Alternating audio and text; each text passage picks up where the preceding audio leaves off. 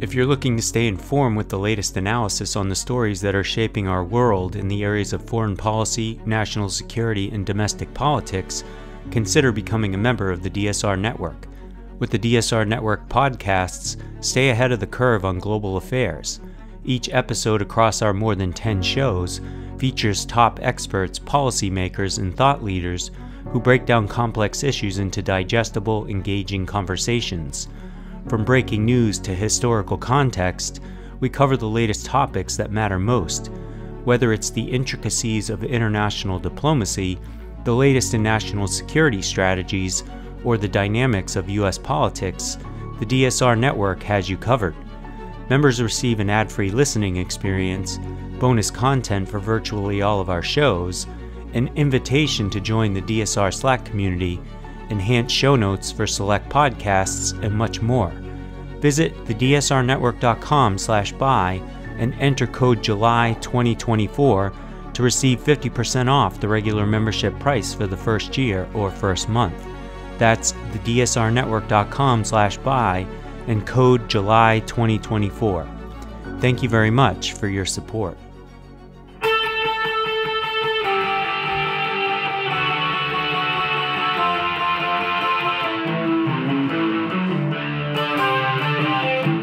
This is the Daily Blast from the New Republic, produced and presented by the DSR Network. I'm your host, Greg Sargent. In recent days, President Biden has made it absolutely clear he's not going anywhere.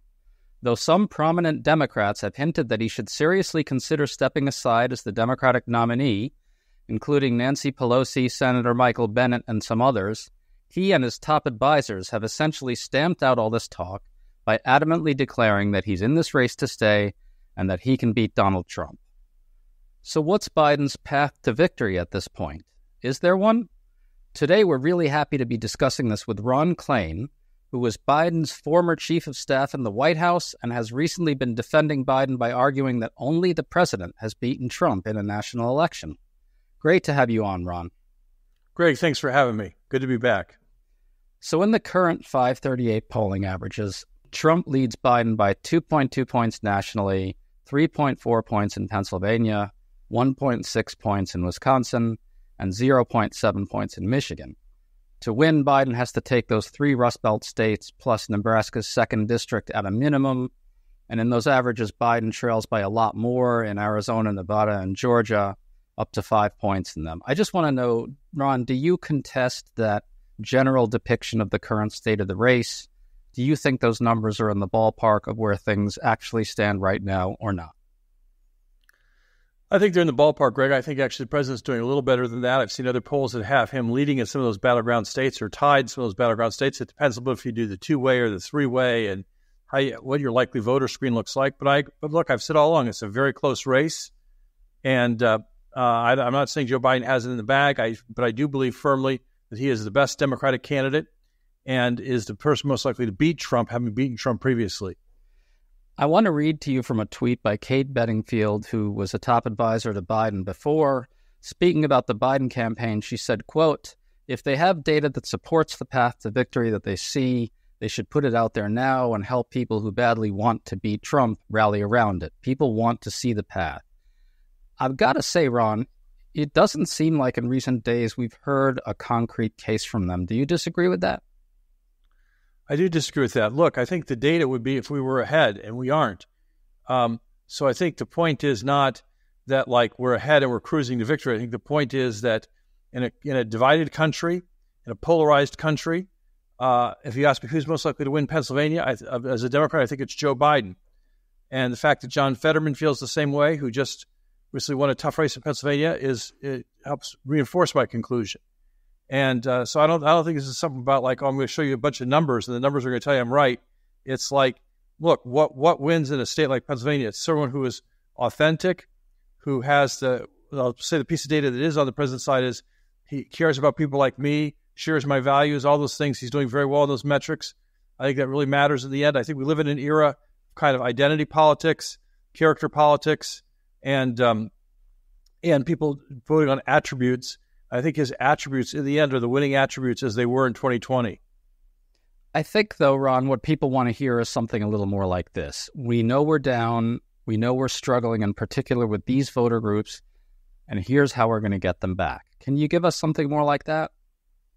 Well, I'd say, look, I think I don't think we're really down that much. I think it's, as I said, I think it's a close race. I think it's been a close race all along. I think it's going to be a close race right till the end. I think that we need to win the voters who have doubts about both candidates.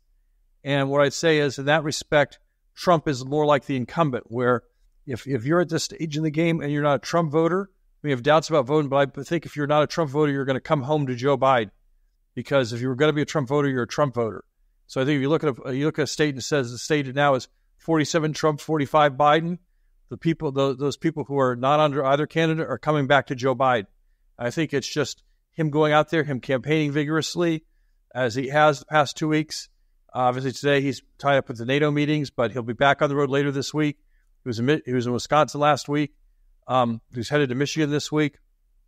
I think as people see him, and I think they just are reminded about what they like about him, that he is from the working class, that he is from Scranton, Pennsylvania. The contrast we drew in the 2020 campaign also applies here. The difference between Mar-a-Lago values and Scranton values. I think he's the superb, banner carrier for that, and I think that message will gradually win him the voters who are not really enthusiastic about either candidate. Okay, I want to try to bear down on what you're saying there. It sounds to me like what you're saying is that there are, there's a slice of that what they call double haters. I really don't like that phrase, but whatever. We all know what it means. Double hater is a voter who doesn't like either candidate.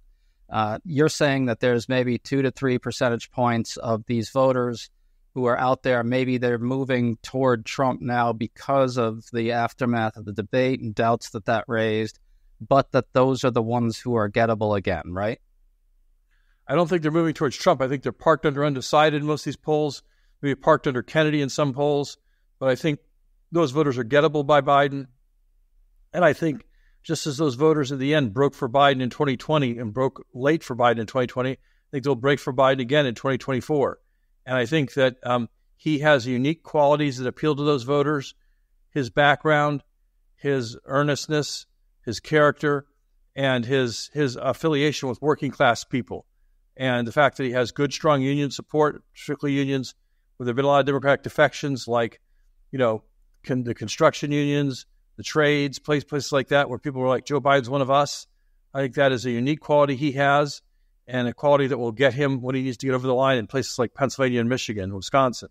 I think there's no question that he's temperamentally and his career and so forth and his alliances with labor, all that 100% agree that he's really well suited to that type of voter, especially in those 3 states.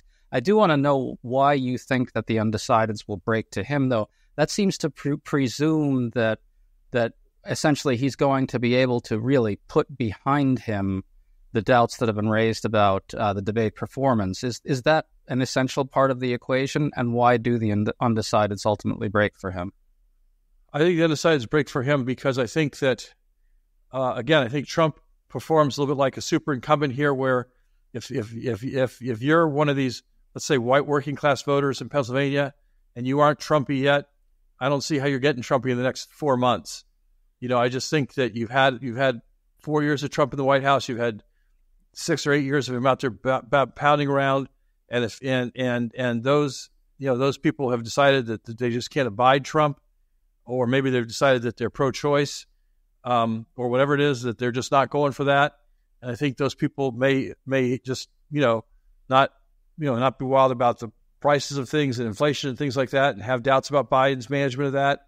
I think those are unfair, but I acknowledge they exist, and I think that I think those people will come home. I also do think the president has a little bit of economic tailwinds at his back here.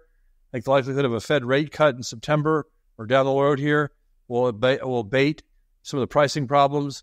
I think that the president is continuing to fight for working class people. I think this is going to be a who's on your side election. I think he's better equipped to be identified by voters as the candidate on their side than Donald Trump is, or than any other Democrat is. Okay, it seems to me, Ron, that the way to win is for Biden to unite the disparate groups that make up the what you might call the anti-MAGA majority out there. And I think these voters that we're just talking about here are an essential component of that, right? But for this to happen, Absolutely. right? Okay, good. I want to be clear on that. And that's what happened in 2022 as well.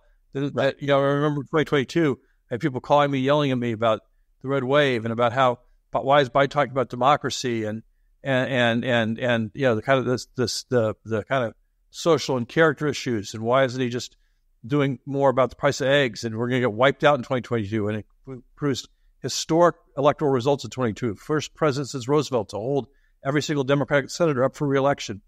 No question about it. Look, I think it's the same basic dynamic. Okay, I want to concede 100% that it's very possible that a lot of the same things are happening this time that happened in 2022. I do want to bring this up, though. For this to happen, Biden has to be acceptable to all these different voters from the various Dem-based voter groups that Democrats are having trouble with now, to GOP-leaning independents and Republican anti-Trump moderates, who I think are sort of in that camp that you're talking about. But look, the comparison to 2022, Nate Cohn points out that Biden's approval is now around 10 points lower than it was just before the 2022 midterms. So the question, it seems to me, is whether Biden's image is kind of irrevocably broken in some sense, that there's not really a way to get him to acceptability with a broad enough coalition. How do you get back to that? I think that he has to continue to do what he's doing and do more of it. I think people need to hear his vision for a second term. They need to see that he's still fighting for them. I think he needs to kind of move forward on some key issues like bringing down costs and continuing to fight kind of the as he mentioned in the debate, the question of the lingering impacts of the pandemic and corporate greed, continuing to fight those issues and continue to have a strong progressive economic message, which I think is done. Which I think is one thing that unites a lot of those groups you've been talking about. Maybe not so much the Trump disaffected, Lincoln Project type people, but for I think a lot of the other voters in Pennsylvania, Michigan, that economic populism that was successful in the 2020 campaign, I think needs to be brought back with more vigor. I've been talking about that all year long, and look, I think he is uniquely positioned to do that. And when I hear people talk about him getting out, I mean the only precedent for that is 1968.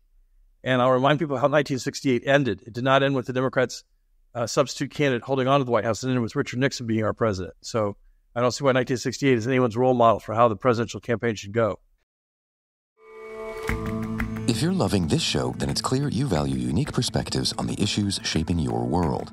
That's why you should check out The Intelligence, the free award-winning daily news podcast from The Economist and its global network of correspondents. And with a subscription to Economist Podcasts Plus, you can also get access to special limited series such as The Modi Raj, a brand new show introducing you to India's enigmatic strongman, plus The Economist's suite of in-depth weekly shows on business, China, American politics, and tech, all for just a few dollars a month. Search for Economist Podcasts Plus to sign up and start listening. I do want to concede again here that I think there's not enough talk about the downside risks of an alternate path. There's no question that is just not talked about enough, and those risks are very considerable. I want to bear down on what you just said about progressive economics. One of the great things that you did when you were in the White House was you brought the left into the tent throughout the Build Back Better negotiations and so forth. You were really kind of a liaison to the squad, the AOCs, the progressives, and they were brought to the table in a major way. So I think what I hear you saying is that you want to hear more from Biden on progressive economics, that's an essential thing to get back to acceptability with this big coalition. Is that right? No, what I'm saying, Greg, is I think it will help him win the election. I think he's acceptable to that coalition as it is. I saw Congresswoman Ocasio-Cortez on TV the other day saying positive things about the president's candidacy. It was encouraging. But I do think that he can excite or motivate more of these voters with this economic message of taking on corporate greed, taking on some of the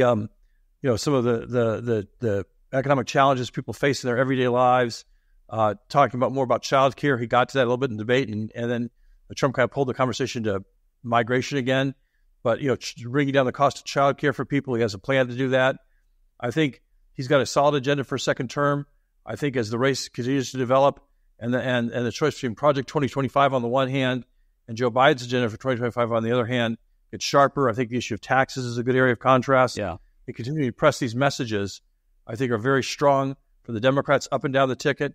And I think Joe Biden is the best standard bearer for that message. I want to ask you about what you said about earlier about this anti-MAGA coalition, the one that kind of manifested itself in 2022. It seems like a key component of making that happen is, and this is said all the time, that voters have to focus on Trump, right? That's the way they have to understand that they're really choosing between Biden and Trump and remember who Trump is and what he did to the country. But it seems like the Biden campaign hasn't been able to make the race about Trump, though I will concede that bad media coverage, I think, is part of the reason for that. So is there some basic change of strategy that's called for here in order to make the race about Trump? There's got to be, doesn't it have to be better than it is now? Well, I think you have to stick with it. And I think that I don't think Trump helped himself during the debate in this regard. I think he reinforced people's concerns about himself in the debate. And I think that what people saw, I'm not denying we had a bad night. I'm not saying we had a good night. We had a bad night, no question about it. But I don't think Trump had a good night either. And reinforced why people have doubts about him or reinforced why people are concerned about him. And I think continuing to emphasize this, I saw the president put out a video today about Project 2025, which is the encapsulation of MAGAism in the extreme.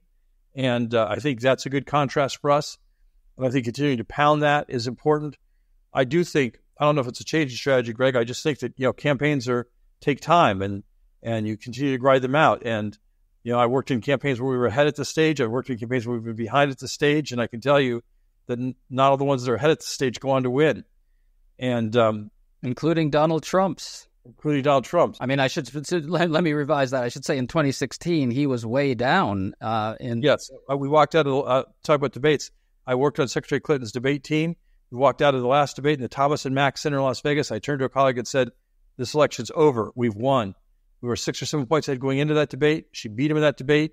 I knew we'd be 10 points ahead the next day. And I was like, "That's it. There's no way he can come back." And obviously he did. And and Access Hollywood tape too. It was a couple of days after Access Hollywood, the whole thing. Yeah. So look, I think elections are about fundamentals, and I think the fundamentals here are on the president's side. I agree with Larry Sabato on that. And I think that we need to continue to unite the Democratic Party and drive together towards victory here. I think there's no question that a lot of the press coverage is poll heavy, and it does not take into account the fundamentals to the degree that it should. In fact, the 538 forecasts have it at around 51-49 Trump, which is a tie. And they forecast very narrow wins for Biden in some of those states. And so I agree that the fundamentals should be more part of the conversation. But a lot of people are looking at Thursday's press conference as the next gauge of Biden's ability to make this race. If he doesn't perform well, or worse, if there's another pretty serious screw-up, do you expect that the calls for him to step aside will kind of come back or escalate? And won't those calls have something to them at that point? Well, look, I've watched the president all week at NATO. He's done very well. And the reports from behind the closed doors are that he's doing very well in the NATO meetings. I thought his speech yesterday about the purpose of NATO and the vision of NATO was very strong. And I think he'll have a good day at the press conference. And look, I think that this isn't about any one event. The performative aspects of politics has never really been Joe Biden's strong suit. His strong suit is who he is, what he stands for, what he fights for, and that continues to be true. And I think the press over-indexes on these performative things. But I think he'll have a good press conference this week, good campaign events. I like seeing him out there in the country more. I like seeing him out there with voters more. And and I think we'll continue to claw back here. I do want to ask you, though, I agree that the press over-obsesses about performative stuff and that this stuff really isn't as important to voters as we all say it is. On the other hand, this isn't just about the performative elements of the presidency or being a candidate, right? The polls seem to show very serious doubts about the president's ability to carry through a second term. I mean, those doubts have to be dealt with, don't they? They have to be addressed. I think they have to be addressed, but I think that the proof that the president's up to the job is the fact that he's doing the job, continues to do the job. I think as he continues to have success in the job, that will resonate with voters.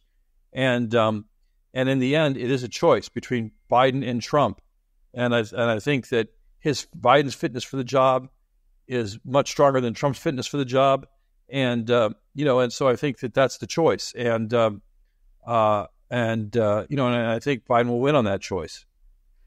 Last question. You've been around Kamala Harris a lot during your White House work. What's your reading on her? Tell us about her a little bit. Do you think she's got what it takes to beat Trump if it comes to that, purely theoretically? Well, what I'll say is I think she's a great vice president. I think if a meteor came down and hit Joe Biden in the Rose Garden and squished him and he couldn't and he was wiped out, I think she would do a great job as president. I think she'd be a great leader for the Democratic Party. But I think, with no disrespect to the vice president and all her skills and talents, President Biden is the person who's beaten Trump. He's a proven candidate. I think he's the one we should run in 2024. I think he will beat Trump again. And that's no disrespect to her. I think she is a great candidate, a great future in our party, and plays a great role in helping him win. It's a ticket. It's a Biden-Harris ticket. I think she brings her skills and assets to helping the president govern and to helping the president campaign and win. She's been great out on the campaign trail this year. I'm just her biggest fan in the world. But I do think that this isn't like a soccer game where you just keep substituting the players in and out, each half. Like, we have a nominee. He went through a democratic process to become the nominee. He prevailed in the primaries. Even New Hampshire, which is the killer of incumbent presidents, and has killed incumbent presidents before. He wasn't even on the ballot in New Hampshire, and with write-ins, he won 4-1 in New Hampshire. So I think every piece of evidence is that the Democratic rank and file voters are behind him. The low dollar donations to the campaign have surged since the debate. I think you see the support from out on the road, and I think that he is our nominee. He should be our nominee. Vice President Harris should be our vice president. And if something happened to the president, God forbid, she could step in. She could do a great job as president. She's fully qualified. She's an amazing person. She's an amazing political figure. But I think right now the job is to get the job done with the current ticket we have. Well, Ron, in you, the president really does have a very aggressive and convincing advocate. Thanks so much, Ron, for coming on with us today. Thanks for having me, Greg. I appreciate the opportunity. Folks, make sure to check out some good new pieces we have up at TNR.com. Melissa Gira Grant on the real targets of Project 2025's War on Porn, and Timothy Noah explaining why the GOP platform perfectly reflects the lunacy of Trump's party. We'll see you all tomorrow. You've been listening to The Daily Blast with me, your host, Greg Sargent. The Daily Blast is a New Republic podcast and is produced by Riley Fessler and the DSR Network.